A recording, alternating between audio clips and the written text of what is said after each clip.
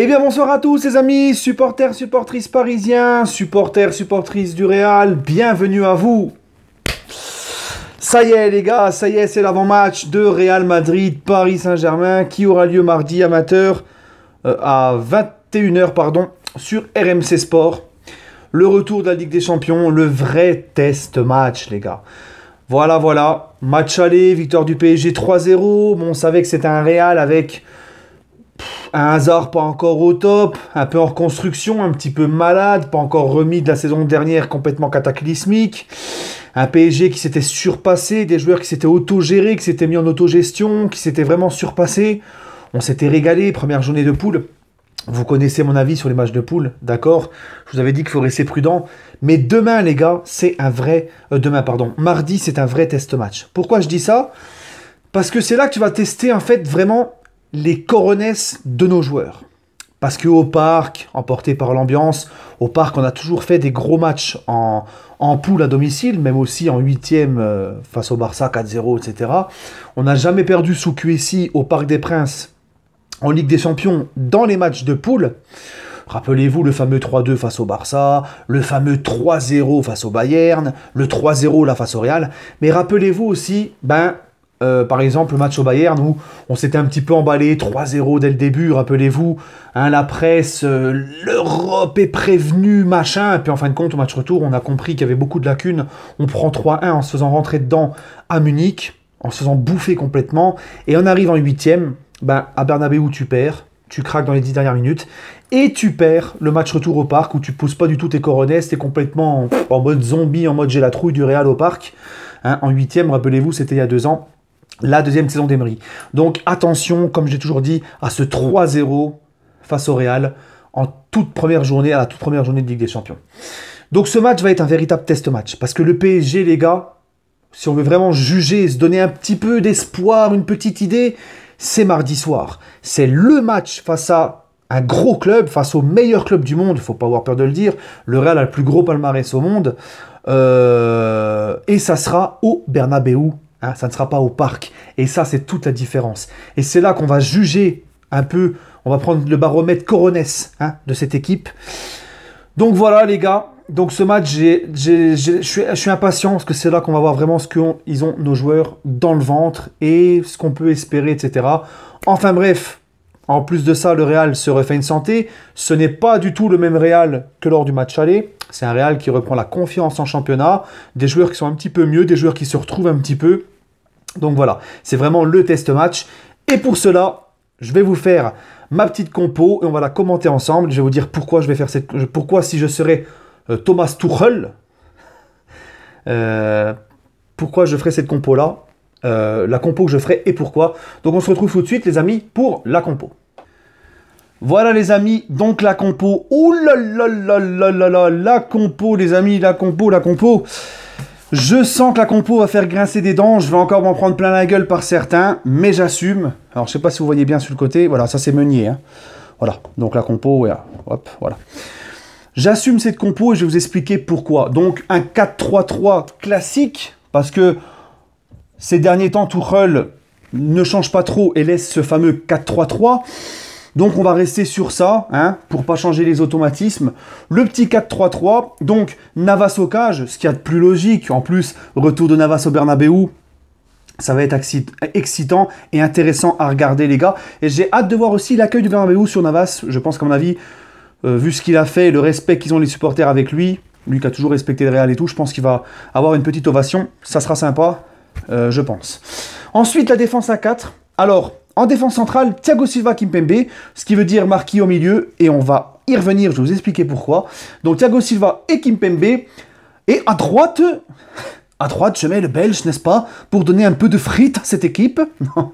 J'ai fait un accent belge à moitié allemand, tu sais, c'est Meunier qui fréquente trop Tuchel, tu sais, il a un peu pris sur les deux. Non, Meunier, parce que les amis, on va pas se mentir, on est à la dèche en latéral droit. Moi, j'aime pas Meunier, il sait pas centrer, il est à la ramasse, il a régressé, mais entre Meunier, Dagba et Kehrer, entre la peste, le ténia et le choléra, le chikungunya, je prends la peste. Tu vois ce que je veux dire? Non, je déconne. Non, Dagba, c'est mignon, c'est bien, c'est un petit titi, il progresse, il a une grosse marge de progression. Mais pour le match et la pression de Bernabeu, Dagba, je trouve que c'est trop juste. Hein. Je préfère encore mettre Meunier, quitte à ce qu'il ne sait pas faire un centre, au pire des cas, il reste derrière. Mais Meunier, les gars, voilà, un peu plus d'expérience, il est international, il est un peu plus habitué aux gros matchs. Donc je mets quand même Meunier, mais bon, de toute façon, j'espère encore, toujours, qu'on aura un jour, on recrutera un très bon latéral droit du niveau du PSG. À gauche, Juanito. Oui, Juanito, indétrônable. Hein. Tu vois, faut quand même pas que je te dise qu'on va foutre Kurzawa à sa place quand même. Non, on n'est quand même pas sadomaso. Hein. Donc ensuite, milieu à 3, les amis. Marquis, Verratti, Gueye. Alors pourquoi ce milieu-là? Parce que je vous ai fait une vidéo il n'y a pas longtemps. Je sais, hein, on va me dire, bah oui, mais je pensais que tu préférais pas voir Marquis en milieu, que tu voulais qu'on le refoute en défense centrale. Parce que le problème, c'est que Marquis en défense centrale, il a perdu ses automatismes à force d'être trimballé par Tuchel au milieu, donc il a perdu ses automatismes, Marquinhos en défense centrale. Donc Marquis en défense centrale, vous avez vu, je fais ça bien avec le feutre et tout, hop, non, ça passe pas. Il a perdu ses automatismes, c'est un match trop important avec la pression face à des grands joueurs, donc non, TS Kim et Marquis au milieu, je le laisse, parce que pourquoi ? Bah déjà, pas d'automatisme, comme je l'ai dit. Et Tuchel a dit qu'il voulait l'installer définitivement à ce poste de milieu de terrain. Il l'a dit clairement, Marquinhos, avec moi, ça va être un milieu de terrain. D'accord?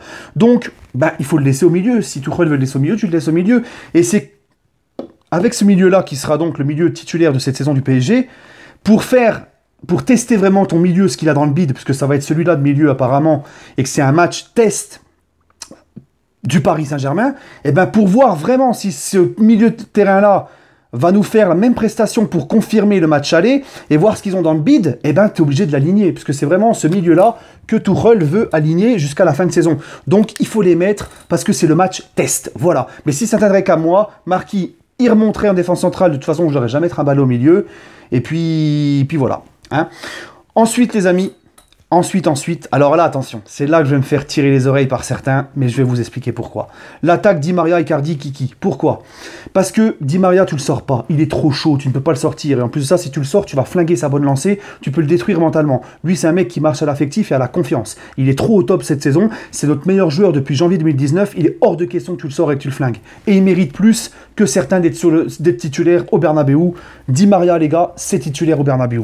Icardi, parce qu'Icardi 10 buts en 11 matchs, il marque à chaque match. Voilà, c'est le mec qui va te mettre un but toujours bien placé. Icardi, tu le sors pas, il est en confiance, c'est ton œuf en confiance, tu ne le sors pas. Et Kiki à gauche, voilà, parce que, pourquoi? Alors, qui dit Di Maria, Icardi, Kiki titulaire, dit Neymar sur le banc. Et pourquoi je mets Neymar sur le banc? Et c'est là que je vous dis que je vais me faire tirer les oreilles, mais bon, c'est mon avis, et je suis pas là pour... je suis là pour donner mon avis, non pas pour dire ce que certains veulent entendre. Moi, Neymar, les gars, il n'est pas prêt. Vous avez vu le match dégueulasse face à Lille, il manque de rythme, il n'est pas encore bien fait physiquement, il n'est pas remis de sa blessure qu'il a eu il y a un mois en arrière. On a vu face à Lille qu'il est à la ramasse physiquement, il a été vraiment nul à chier à côté de ses pompes. En plus de ça, monsieur s'est barré à la Coupe Davis, je sais plus où, à Madrid, je crois, en pleine semaine, alors que tu joues le vendredi, tu jouais, tu recevais Lille. Donc on voit que le mec ne retient pas les leçons, qu'il ne changera jamais, que Tuchel a dit que ça ne lui plaisait pas, que Neymar se barre comme ça en plein milieu de la saison, de la semaine et tout. Donc, eh ben, c'est le moment de porter ses couilles, Tuchel. C'est le moment de porter tes couilles, tu le fous sur le banc. De toute façon, il n'est pas prêt pour un match avec une aussi grosse intensité. On l'a vu vendredi, physiquement, il est encore trop juste. Tu ne le fais pas débuter. Voilà. Et lui, là, parce qu'il commence à être dans mon collimateur, Kiki, tout mignon, tout beau qu'il est, si en première mi-temps, il ne fait pas de repli défensif, il marche sur le terrain, il ne fait pas le job défensivement, ça dégage à la mi-temps et t'en rentre un autre. Un Sarabia, par exemple, qui lui au match aller, moins talentueux que Neymar et Mbappé, mais Sarabia qui a fait les efforts nécessaires défensivement au match aller. Voilà les gars la compo que je mettrais. Et lui... Bien sûr, sous condition. Tu te bouges le fion ou tu dégages et tu rentres, tu sors à la mi-temps. Voilà, moi c'est mon avis, c'est ce que je ferais.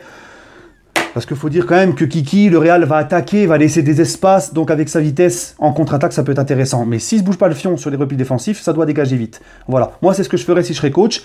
Et Neymar sur le banc de touche, voilà. Tu peux le faire rentrer à 20 minutes de la fin ou quoi, suivant comment se passe le match. Mais moi, je resterai sur cette équipe-là. Voilà, les amis. Donc, c'était un petit avant-match un petit peu long, mais il fallait parler de tactique, parler de compo. Hein. Allez, les amis, je vous laisse. Donnez-moi votre composition idéale. Donnez-moi votre pronostic. Moi, le mien, je vais le donner. Le pire ennemi du PSG, c'est son plus gros adversaire, c'est le PSG lui-même, les gars. On va pas se mentir. Hein. Donc, si le PSG se met en mode Ligue des Champions comme au match aller, ça pourrait le faire. Je pourrais voir un bon petit match nul, voire pourquoi pas une petite victoire du PSG. Mais si on joue comme on joue dans l'ensemble depuis le début de la saison, face à Bruges aussi en Ligue des Champions, etc., on peut manger la foudre. Les Madrilènes, il y a Ramos qui sera là. Les Madrilènes, contrairement au match aller, les Madrilènes auront à cœur de se venger du match retour. Du match aller, pardon. Donc attention, les gars. Donc ça dépendra du PSG. Si le PSG fait le job, je vois une petite victoire 2-1 du PSG. Mais si le PSG se met en mode je m'en fous, on va se faire démonter le cucu, les gars. Voilà. Sur ce, prenez soin de vous et allez Paris.